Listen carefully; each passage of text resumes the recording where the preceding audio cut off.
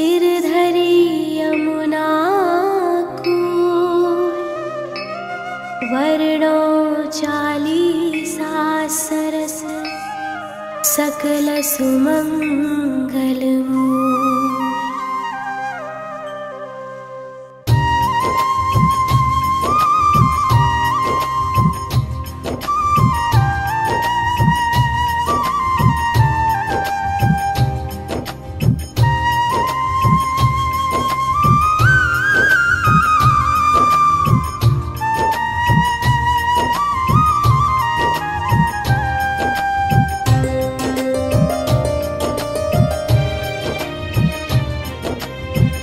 जय जय पूरण ब्रह्म बिहारी, दुष्ट दलन लीला अवतारी।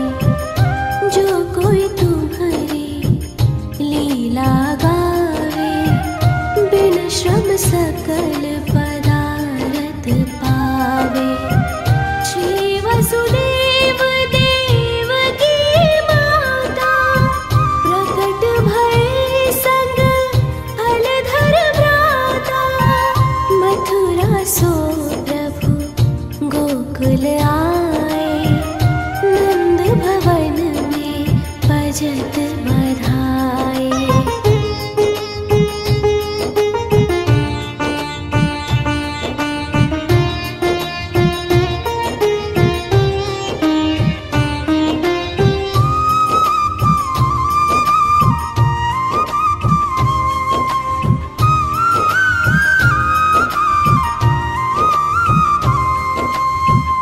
जो विष देन पूतना आए, सो मुक्ति दे धाम पठाई। त्रिरावत राक्षस संहार्यो, पग बढ़ाए सकटासुर मार्यो। खेल खेल में माटी खाए, मुख में सब जग दियो दिखाए। गोपिन घर घर माखन खायो, जसुमति बाल केली सुख पायो।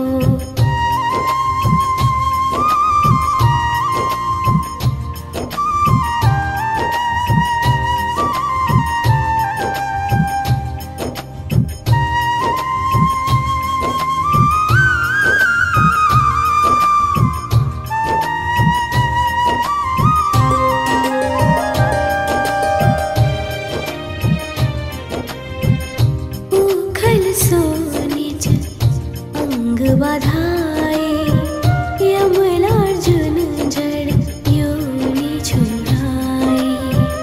बकासुर की चोंच विदारी, विकट अघासुर दियो संहारी। ब्रह्मा बालक वत्स चुराए, मोहन को मोहन हित आए। बाल वत्स सब बने मुरारी, ब्रह्मा विनय करी तब हारी।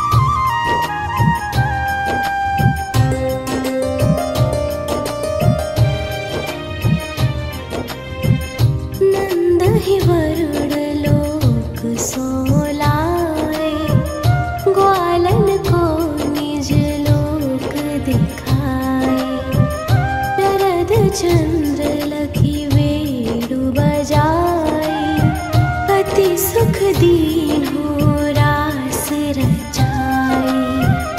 अजगर सौंपे तू चरण छुड़ायो, शंख चूड़ को मोड़ गिरायो। हनय अरिष्टा सुर अरु केशी, व्योमासुर मार्यो छलवेशी।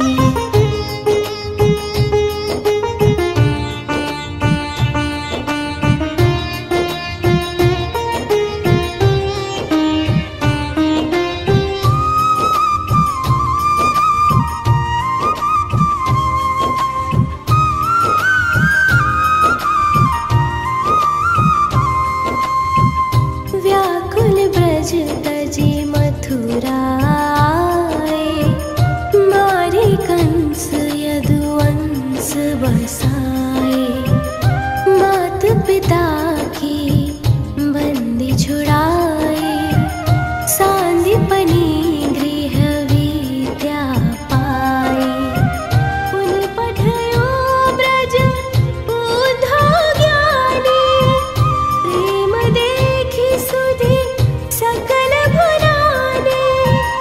कीन्ही कुबड़ी सुंदर नारी, हरि लाए रुक्मिणी सुकुमारी।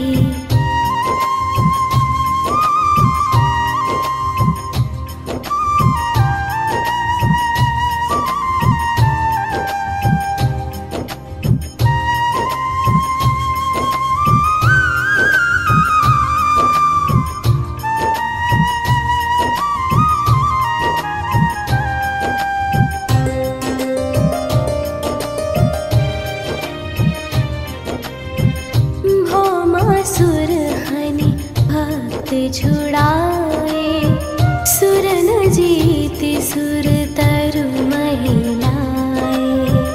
दंत वक्र शिशुपाल संहारे, खग मृग नृग अरु बधिक उधारे। दीन सुदामा धनपति कीन्हो, पारी रथ सारथि यश लीन्हो।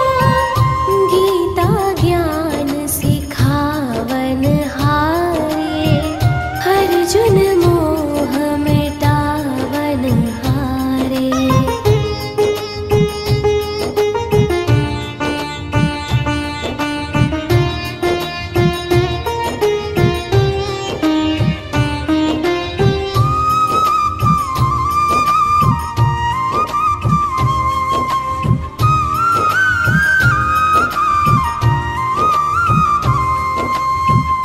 केला भक्त विदुर घर पायो, युद्ध महाभारत रचवायो।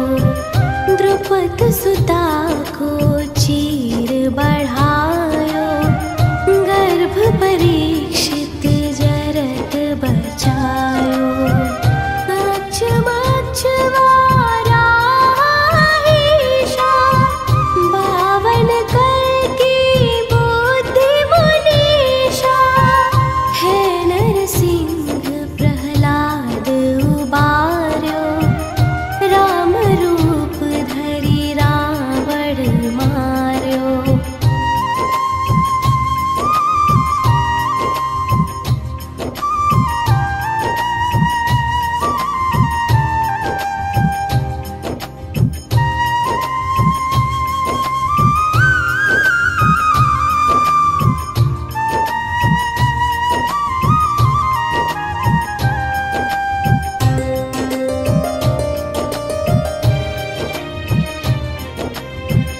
जय मधु कैटभ दैत्य हनेया, अम्बरीय प्रिय चक्रधरया।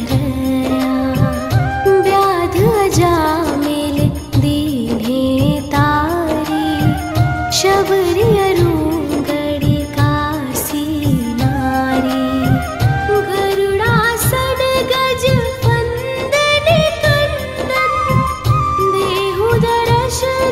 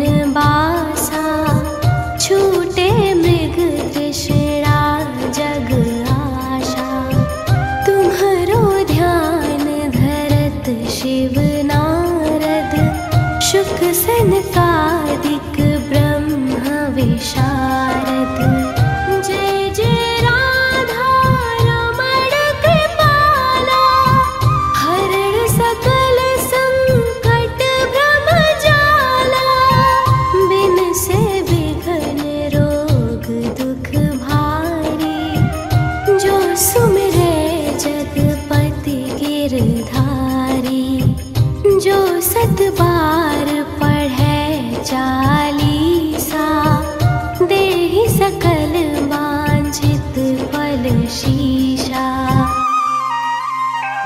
प्रणत पाल अशरण शरण करुणा सिंधु ब्रिजेश।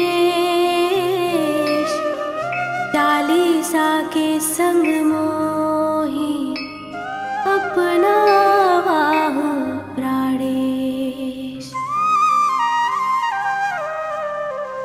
अगर आप गर्भावस्था में पूरी भागवतम ना भी पढ़ पाएं, तब भी श्री कृष्ण जन्म के समय की यह स्तुति शिशु को अवश्य सुनानी ही चाहिए। भागवत पुराण के 10वें स्कंद के दूसरे अध्याय में वह प्रसंग आता है कि किस प्रकार सारे देवों ने देव की माँ के गर्भस्थ शिशु की स्तुति गाई और उनके स्वरूप का वर्णन किया। भगवान के सभी दिव्य गुणों को बताया। गर्भ संस्कार में माना जाता है कि आप जैसा सोचते हैं, जैसे गुणों को चाहते हैं, आपकी संतान वैसे ही उन्हीं गुणों को लेकर जन्म लेती है। इसलिए इस समय नित्य भगवान का सही स्वरूप शिशु को सुनाना चाहिए, ताकि कलयुग में भी वह भगवान का परम प्रिय बन सदराह पर चल पाए। स्तुति में देवता भी कहते हैं, जो आपको पहचानते हैं उनकी रक्षा आप स्वयं करते हैं और उनको कोई भी बाधा नहीं रोक पाती। पुराणों में बताया गया माता देवकी और वासुदेव पूर्व जन्म में देव माता अदिति और राजा कश्यप थे। तब उन्होंने भगवान हरि की घोर तपस्या की। भक्तों का मान रखने के लिए दयालु परमेश्वर भगवान विष्णु ने उन्हें आशीर्वाद दिया कि वह उनके घर पर जरूर जन्म लेंगे। और देखिए, वह समय आ गया। आज माँ देवकी की कोख में स्वयं भगवान परमेश्वर विराजित हैं। उनकी लीला को देखने के लिए सभी देवता उत्साहित और आनंदित हैं। गर्भ स्तुति भगवान श्री कृष्ण के जन्म से पूर्व देवताओं ने कारावास में आकर गाई थी। इस स्तुति को रोज ध्यान से सुनने से शिशु में भी भगवान जैसे ही गुण आते हैं। आइए श्रद्धा पूर्वक पाठ प्रारंभ करें। सर्वप्रथम परीक्षित जी भागवत पुराण के 25वें और 26वें श्लोक में कहते हैं, श्री हरि के लीला दर्शन हेतु भगवान शंकर, ब्रह्मा जी, नारद आदि ऋषि कंस के कैद खाने में आए। वहाँ श्री हरि को देख इस प्रकार स्तुति करने लगे, आप सत्य संकल्प हैं, सत्य स्वरूप हैं। सृष्टि के पूर्व, प्रलय के पश्चात तथा इस दृश्यमान जगत की स्थिति में तीनों अवस्थाओं में सिर्फ आप ही सत्य हैं। पृथ्वी, जल, वायु और आकाश, ये 5 दृश्यमान शक्ति भी आपके ही रूप हैं। आप इस दृश्यमान जगत की शाश्वत, जो कभी नहीं मिटता, वह रूप है। भगवान, हम सभी बस आपके सत्य स्वरूप के शरण में ही आए हैं। हे प्रभु, आप ही इस संसार रूपी वृक्ष की उत्पत्ति के आधार हैं। आप में ही इसका प्रलय होता है और आपकी कृपा से ही इसकी रक्षा होती है। जिनका चित्त आपके द्वारा ही की गई माया से भ्रमित हो जाता है, वह सत्य को नहीं समझ पाते और वह संसार की उत्पत्ति, उसका रक्षण करने वाले और प्रलय करने वाले ब्रह्म देवताओं को अलग अलग रूप में देखते हैं। परंतु तत्वज्ञानी पुरुष तो सबके रूपों में केवल आपका ही दर्शन करते हैं। आप ज्ञान स्वरूप आत्मा हैं। आप ही इस जगत के कल्याण के लिए अनेकों रूप धारण करते हैं। आप संत पुरुषों की रक्षा करने वाले, दुष्टों को उनकी दुष्टता का दंड देने वाले परम न्यायकारी हैं। हे कमल नयन, कुछ लोग ही आपके दर्शन कर पाते हैं। सृष्टि के समस्त पदार्थों और प्राणियों में आपके रूप में अपना चित्त लगा पाते हैं, अर्थात हर अच्छाई में आपको देख पाते हैं। ऐसे सत्पुरुष आपके चरण कमल रूपी जहाज का आश्रय लेकर इस संसार रूपी भव सागर को आसानी से पार कर पाते हैं। आज तक सभी ऋषि संतों ने इसी एकमात्र जहाज से संसार सागर को पार किया है। हे परम प्रकाश स्वरूप परमात्मा, आपके भक्त इस जगत में प्रेमी, सच्चे, द्वितेशी, दयावान और परोपकारी होते हैं। वे स्वयं तो इस भयंकर और कष्ट से भरे संसार रूपी भवसागर को पार करते हैं, अपितु औरों के कल्याण के लिए भी यहाँ आपके चरण कमलों की नौका स्थापित कर जाते हैं, अर्थात ऐसा ज्ञान दूसरों को भी देकर जाते हैं। वास्तव में ऐसे सत्पुरुषों पर आपकी महान कृपा होती है। हे परम कृपालु, जो लोग आपके चरण कमलों की शरण नहीं लेते तथा आपके प्रति भक्ति भाव से रहित होने के कारण जिनकी बुद्धि भी शुद्ध नहीं है, परंतु वे अपने आप को झूठ मूठ मुक्त मानते हैं, ऐसे लोग यदि बड़ी बड़ी तपस्या और साधना भी कर ले, किसी प्रकार ऊंचे से ऊंचे पद पर भी पहुंच जाए, तो भी वह वहां से जल्द ही नीचे गिर जाते हैं। परंतु हे भगवान, जो आपके अपने प्रियजन हैं, जिन्होंने आपके चरणों में सच्ची प्रीति जोड़ रखी है, वे कभी उन ज्ञान अभिमानियों की तरह अपने मार्ग से विचलित नहीं होते और परम लक्ष्य को पाते हैं। हे प्रभु, बड़े बड़े विघ्न डालने वालों की सेना के सरदारों के सर पर भी पांव रखकर निर्भय होकर गुजरते हैं। कोई भी विघ्न उनके मार्ग में रुकावट नहीं डाल सकता, क्योंकि उनके रक्षक आप जो होते हैं। हे प्रभु, आप ही संसार के समस्त बेहद धारियों परम कल्याण प्रदान करने वाले विशुद्ध सात्विक सच्चिदानंदमय परम दिव्य मंगल रूप हैं। उस रूप से प्रकट होने से ही आपके भक्त वेद, कर्मकांड, अष्टांग योग, तपस्या और समाधि के द्वारा आपकी आराधना करते हैं।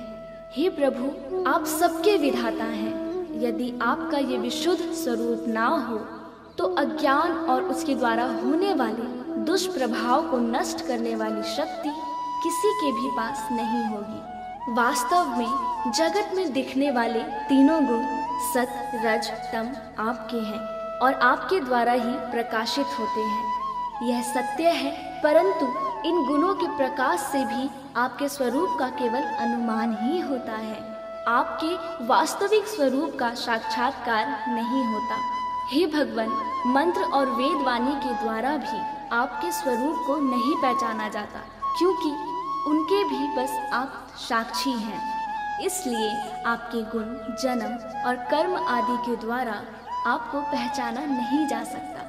फिर भी प्रभु आपके भक्तजन उपासना और ध्यान में आपका दर्शन पाते हैं। देखा गया है, जो पुरुष आपको मंगलमय नामों और रूपों का श्रवण, कीर्तन, स्मरण और ध्यान करता है और आपके चरण कमलों की सेवा में ही अपना चित्त लगाए रहता है, उसे फिर जन्म मृत्यु संसार के चक्र में नहीं आना पड़ता। संपूर्ण दुखों को हरने वाले भगवान सर्वेश्वर है।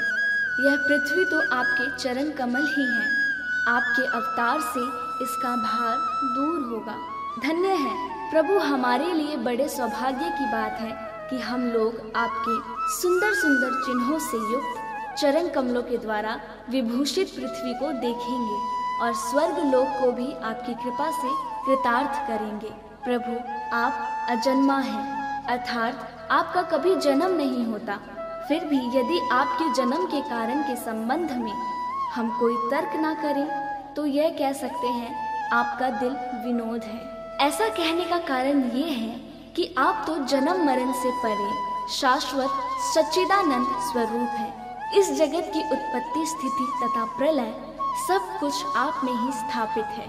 हे प्रभु, आपने जैसे अनेकों बार मत्स्य, कश्यप, नरसिंह, वराह, हंस, राम, परशुराम और वामन अवतार धारण करके हम लोगों की और तीनों लोगों की रक्षा की है, वैसे ही आप इस बार भी पृथ्वी का भार हरण कीजिए।